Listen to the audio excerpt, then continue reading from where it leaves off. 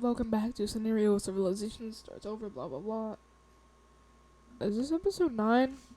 Yes, this is episode 9. I'm gonna have to save this because I feel like it. So,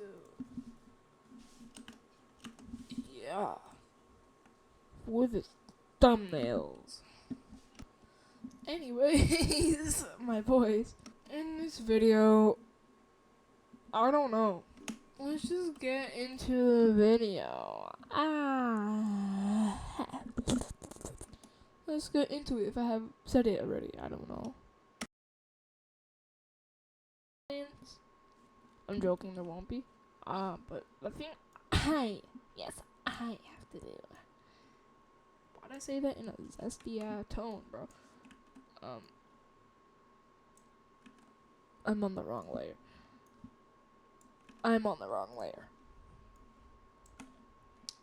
Yeah, France has to have their square bigger because they're big. Hee hee hee hee hee.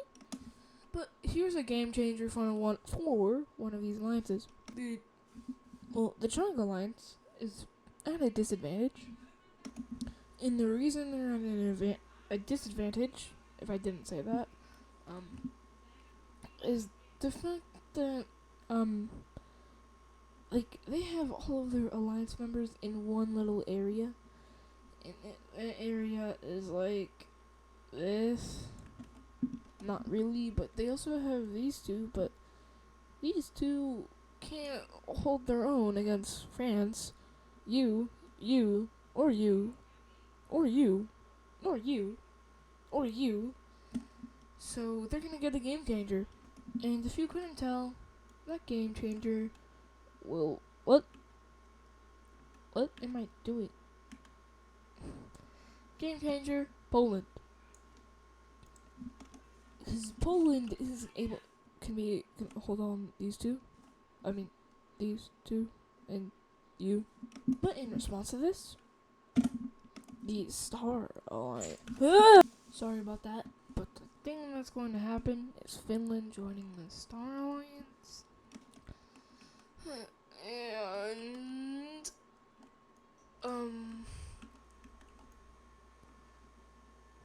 This country. Now tensions are genuinely at an all-time high.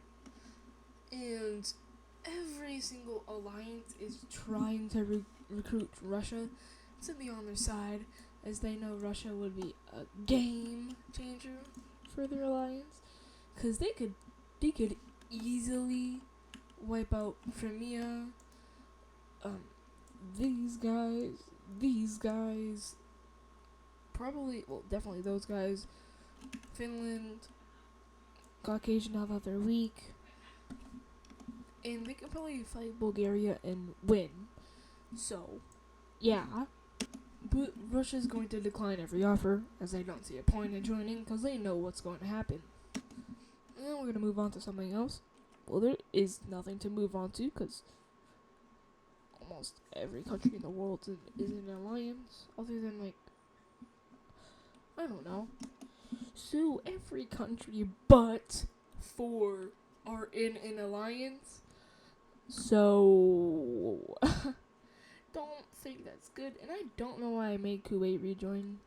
I meant for Kuwait to join the Triangle Alliance. I just bugged out in that video, so. But since there's genuinely nothing to do, how about we start the first Great European War? Yes, I just said the first. The way this will start is not actually how you think it would. Actually, it is. I'm joking. Maybe I'm not. We have Macedonian troops maybe doing a reclaiming little thing here. And Macedonian troops are obviously going to enter the, but no, there's no rivers. Major cities here. They enter into Sparta, and they quickly take everything here. And why is that there? Before they launch their invasion into the blue team once again. and it goes very well. It did start how you would thought it would, didn't you? But then we have Egypt invading Turkey, and they also declare war on the Triangle Alliance while doing this, and it goes very well for Egypt here. At least for the start of this war, they take a major city pretty fast and start to move up the coast and taking all of Cyprus. And then Egypt will invade this country right here. But now we have Egypt invading this weak country and taking advantage of it by obviously invading it, taking the major cities that it does have. This thing is short-lived, but it is strong enough to hold its own, even though it's in a desert. And it used to be an island to Egypt, so I don't know why they're at war. Maybe because of me. But also, Mesopotamia will be invading into this thing. Mesopotamia instantly invades. And they do very well here, taking most of the country. There's Kuwait. It's not really Kuwait anymore, just Arabia, North Arabia. We have Yemen invading into Egypt, taking a major city on the coast, which is kind of surprising, considering Yemen's pretty new, but it's okay. Then Yemen also launches an invasion into the UAE, taking this major city and starting to move along the coast again, and they get pretty far in, as somehow they're near strength of the UAE. And for Sudan, I don't even need to... Okay. Now we have Mesopotamia launching their invasion into Egypt, and they quickly do this. Somehow they're able to invade Egypt and do pretty well. And then they form a little bit of strategies, and they take this entire area from Egypt. This country is cooked, so I'm just gonna make it Turkish. Let's be for real. Okay. However, for this thing, we have you invade it, and you will take this entire southern area, which is probably going to be Caucasian if they win the war. And then we have Caucasia invading into this country. They have been planning for this for a while, and they're able to siege this area right here, while also moving into this country without the coastal areas necessarily, because they can't really fight that. And I'm also just gonna make this easier for me. I'm gonna lower the tolerance of this just for this war, so you can see who's who. You can also see who's invading. Now we're gonna move somewhere else. Actually, no, Croatia is invading. Since Croatia is stronger, and also I'm gonna just turn off major cities, too much for me. But since Croatia is stronger, they will. Okay. But this is when Croatia makes a fatal mistake. And that is when they accidentally send some troops into Bulgaria. I think, like, from here, they send some troops into Bulgaria. And they also kill a lot of people. And Bulgaria, well, the Square Alliance joins. Obviously, Croatia was ready for this. They planned this, actually. So, they're going to invade Bulgaria with all the might they have. And Bulgaria will declare war on all of the other alliances. This is big. No duh, but still. Also, I forgot this front, so Iberia is going to destroy the Northern Iberian team here, but they won't kill them yet. And like I said, they're destroying them, and they are. I'm not gonna lie, but they're still taking a little while. And here comes the third strongest nation in the world, France. France. Yeah, France is stronger than Iberia, so they're able to. They can get some good victories on them. They're near strength though. Iberia is close, like very close to France. But the bad thing is, Iberia's capital is not in the best of positions. So yeah, this light blue thing will invade into Croatia and make it to the coast before invading the puppet state of Naples. And I'm just gonna get rid of the puppet state outline here. It's annoying, so, you know, I just don't like it. But, so, yeah. This is just remember, this is a part of the Triangle Alliance. And then France launches their invasion into Naples puppet state, which was very unprepared. The fact, just to show how unprepared they were, they lost a good amount of the puppet state's land. However, Northern Iberia will push back, and they retake all of this land here, and they but they get very close to encircling this entire region.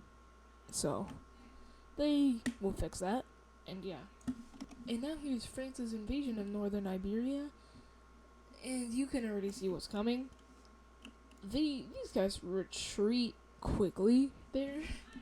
This country right here is going to destroy the blue team, and they quickly take their capital. You can't even see.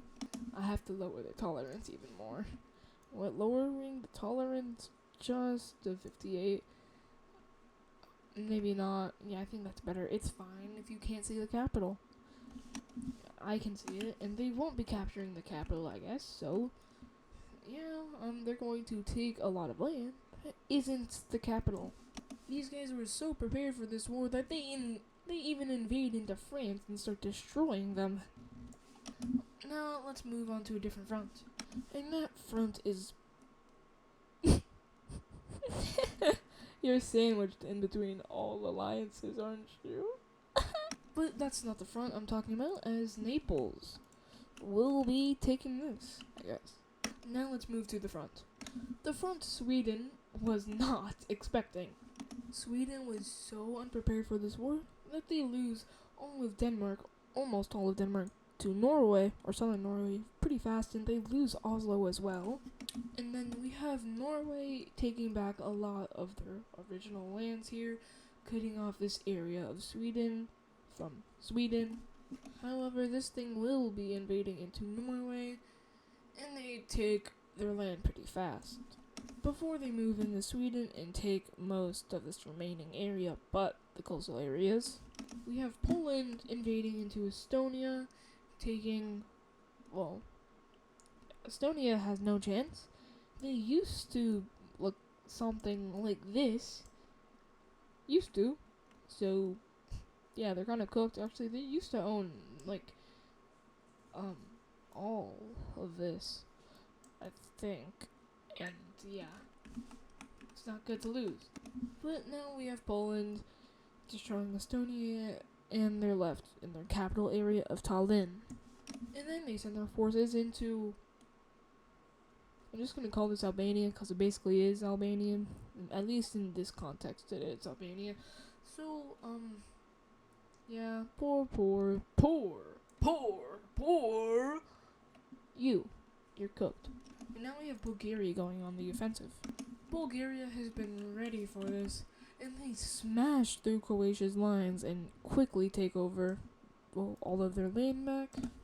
Actually, not this area, but still.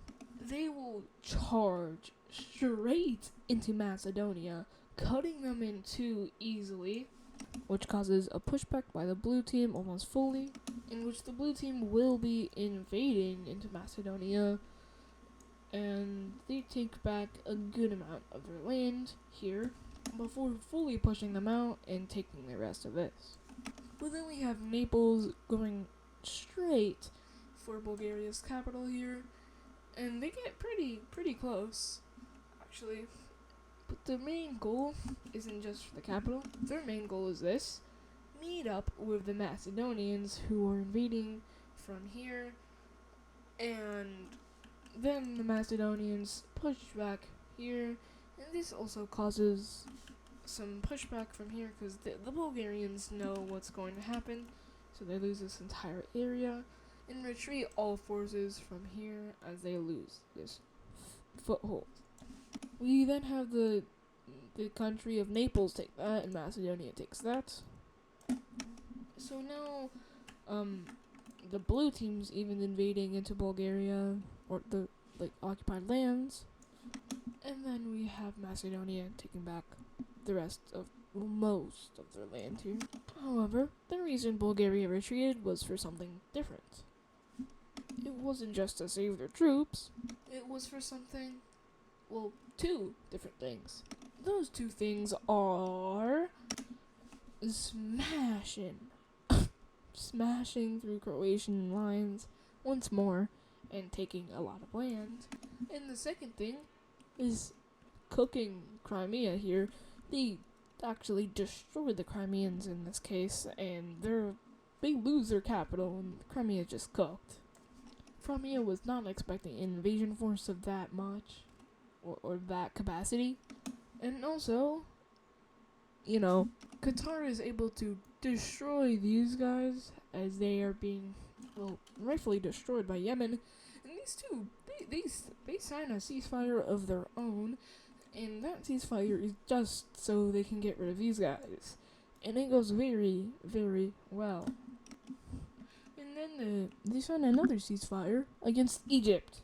This goes so well that Egypt is forced, and I mean forced, to retreat out of this entire area here, or else they would probably die, and they also have to retreat most of their forces in this area. Also, the siege right here has ended. Well, let's move to Naples Puppet State, in which their capital has been captured by the French, and this country is going to send all of its troops down, and the French are going to focus mainly here for some reason, and that's the Naples Puppet State gone. We have Croatian forces retreating fully out of the countries they have invaded to push back Bulgaria, and it goes very well. And they also push back the blue team quite a bit.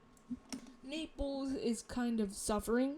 Well, not suffering, but without their northern puppet state, they genuinely, they have to fight more.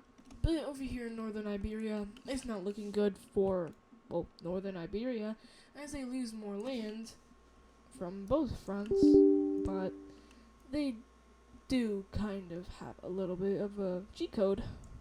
And that cheat code is, the capital of Iberia is no longer Iberian. Iberia retreats all of its forces, almost all of its forces from northern Iberia to recapture their capital, and they almost do. They make a landing right here for the start of it. And we also have northern Iberia invading into Iberia just itself, and they take a good amount of their land over here in the west, and they go along the border nicely. But the bad thing is that this country loses its capital. So, they got split in. Croatia just fully pushed back. And now Croatia is invading this thing, and they take a lot. Poland will be taking the rest. And French troops are forced to go into here and occupy this land as well. But the good thing for France is that they are able to push back this country fully. Over here in Crimea, they have fully fallen, but this country has also fallen, so I guess that's good. Caucasia has all of its land back, basically, other than here, but they're gonna get that back if they win the war. Now we have Iberia finally pushing back, mainly because they got their capital back. And then here comes the bad part for northern Iberia. Wales. Yes, Wales, right here, sends their navy all the way down here. Actually, they probably went along the French coast, and then they went upwards a little bit. Then they landed right here before invading and quickly and swiftly taking their capital city. This causes a full pushback by Iberia and a full invasion by Iberia again, in which they capture all of this land right here. France will be splitting the rest of this with Wales, however. If I can get the right color, bro. But this also makes Iberia have one front to worry about instead of 2 or 3. So their troops will fully push back France. Well, France sends an invasion force into this thing to disrupt their lines, and that's exactly what they do. Now over here in Sweden, we have the Swedes pushing back the Norwegians quite a bit. Actually, almost fully. And they push back the Purple Country fully as well. Not as well. And they push back the southern Norwegians fully, other than in Denmark. They take these 2 islands back, however. the Swedes have finally reorganized their military, and their plan, I think you can guess their plan at this point. Ignore everyone else and go straight for the capital of Norway, in which it goes very successful, but they don't capture the capital yet. No, over here in Arabia, the UAE, yeah, the ceasefire is not helping the UAE whatsoever, and they fall over to Qatar, mainly, but also Yemen. And that's their ceasefire over, basically, but who cares? Now we have Mesopotamia invading into Qatar, actually. This causes a pushback by Egypt a good amount, and they also re-invade into these lands right here, before pushing back the Mesopotamians a lot. However, their front in Turkey is basically collapsing as they lose Cyprus, and they also lose most of their gains here. Now for Albania, they have fully fallen, and it's mainly to Bulgaria. Over here in Macedonia, they fully push back Bulgaria before re-invading into their lands of the blue team and kicking them out fully. Then they use this one pixel right here, which they still had for some reason, to invade the blue team, and this time there is no remorse on the blue team. They are losing, well, they're having tens of thousands of civilian casualties here, and very harsh stuff is happening. The blue team loses their capital. I'm joking, they lose most of their capital. They take off capitals. Their capital is cooked, but they do make some advancements around it, just to make their capital breathe a little bit better. Over here in Estonia, they fall after I'm gonna say 8-month siege. We have the regime of Bulgaria invading right into Croatia again, actually dominating their forces. Now we have Turkey invading into Egypt, and it goes very well, as they do a little bit of a coastal tactic, what they used to do for exploration, and this coastal tactic is very well. However, short-lived victory, and they get fully pushed out before they get fully invaded, and this time it's a lot worse. We have Iberia invading into Wales and France right here, and they actually invade into core France before pushing up, and you've already know, don't you? Yeah, they encircle this area. Well, not encircle, because Wales is here, so it's not really an encirclement. But the thing they do, it's obvious, they take this area right here and just invade into France, which is something they have been wanting to do for a long time. We have the Poles invading into Bulgarian occupied land. However, Naples, their campaign to invade Bulgaria is still going really good, and they go very close to the capital before Bulgaria moves a lot of troops out of Crimea to push this thing back, and they push it back all the way here. But this is going to cause a bad thing to happen, and that is the re-liberation of Crimea in multiple areas as rebellions pop up, as there is no one to really control the rebellions, and Crimea is almost fully liberated. Now we have Sweden fully pushing back Norway, and this area of Norway, which is very undefended, it falls over to Sweden and the purple team easily. And as Sweden's about to invade Norway here, we have a landing made in Finland by Finland, and this thing goes very well, and Sweden looks like they might be losing their capital. It's a big might, though. Now we're going to look at the blue team, which they're going to lose their capital after a year-long siege, by the way, and they lose their entire country.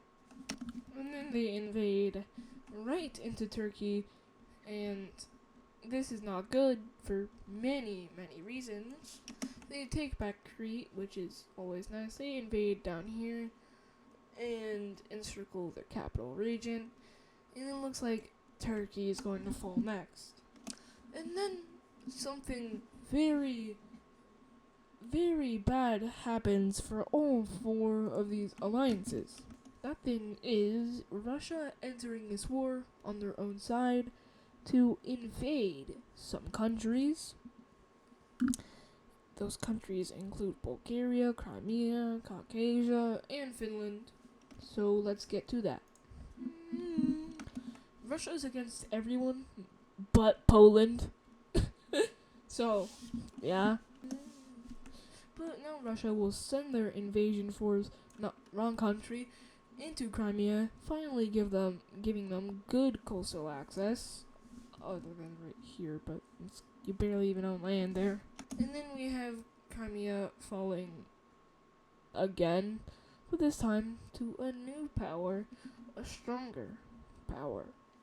The invasion of Crimea was swift, concise, and there was nothing anybody could do about it.